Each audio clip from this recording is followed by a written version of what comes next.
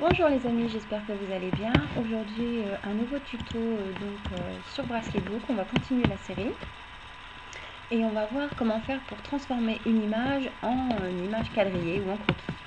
Donc on va sur Bracelet Book, on n'oublie pas de se connecter, on ajoute donc notre motif, on arrive sur cette page, on prend donc le troisième module, Alpha from Image, voilà comment transformer une image en quadrillage comme vous pouvez le voir. Ensuite, on va choisir un fichier. Donc voilà, bon, on a les petits lutins, mais il est assez complexe, donc on va essayer d'en prendre un autre. Voilà, donc par exemple, on va prendre Winnie. Mon fils adore Winnie en plus. Voilà, ici on a les nombres de couleurs. Alors vous avez de 2 à 26. Plus il y a de couleurs, plus le dessin sera détaillé. Généralement, je mets toujours un maximum de couleurs, sauf quand vraiment c'est une image en noir et blanc. Ou voilà, là on peut se permettre de ne prendre que 2 couleurs. Au besoin, je rebidouille un petit peu après, je retouche, je modifie. Plus loin, on peut modifier le croquis, donc il n'y a aucun souci pour les couleurs. Alors ici, nous avons la taille maximum. Donc en fait, c'est la longueur. Donc ça va être de gauche à droite. Donc ça va de 2 à 200. Et là, vous avez la hauteur maximum, ou la largeur si vous préférez, qui va donc de haut en bas.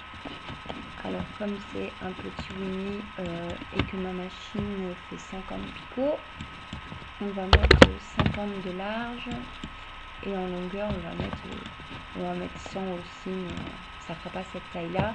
En fait lui il va choisir voilà la dimension idéale par rapport à ce que nous on a mis. Donc voilà, vous avez vu j'avais mis entre 100 et 50 et il m'a mis 44 par 50.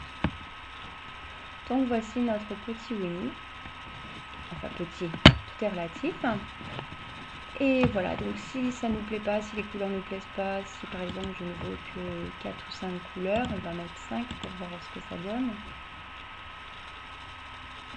Voilà par exemple. On pourrait en mettre comme ça jusque 3 ou 4, hein, je pense, parce qu'il a juste du rose ici, le noir et blanc. Donc voilà, comme je vous ai dit, moi je préfère en 26 couleurs, je retouche si besoin.